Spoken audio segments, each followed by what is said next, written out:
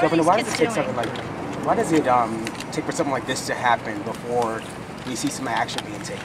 Well, I'll let others comment on that, but you know, there's been, as it comes to seatbelt, I think as you all know, there's been some conflicting views, and I think the National Highway Group until last year didn't recommend that. Now, people's opinions are starting to change, obviously, when you have rollover situations, so I'm certainly not an expert on that.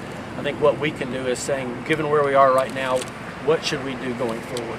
How are the kids doing? You said you met with them? I actually was just met with folks in school. I'm going to have a chance to go to Erlanger in a little bit. I'll let either the principal or superintendent. We still have 6 kids that are in ICU. Still have 6 that are in the hospital.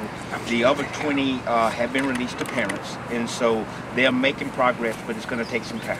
What is it going to be like at school on Monday, following the Thanksgiving holiday and all? So right now our focus is to continue to give the grief support that's necessary and needed for our students. We've had that support here, we have that support here today, and we will continue to have that support on Monday for students and families that need that support.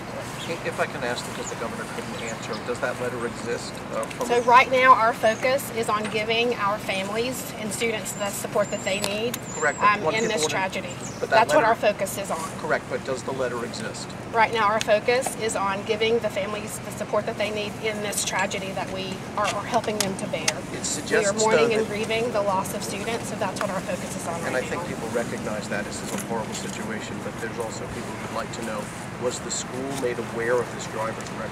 Well, let me say this, and I honestly don't know that. Okay, I know, that's why I'm asking. But I know, and there'll be plenty of time. These folks are suffering an incredibly hard burden. I mean, you go into a classroom where, you know, there were a 9-year-old girl sat on Monday, and she's not coming back to a class, and this is real hard, emotional stuff for people who invest their lives in kids. We'll have plenty of time to do that, and I can promise you from the state, we will do everything we can to make certain going forward we have the right process in place. Okay, thank you.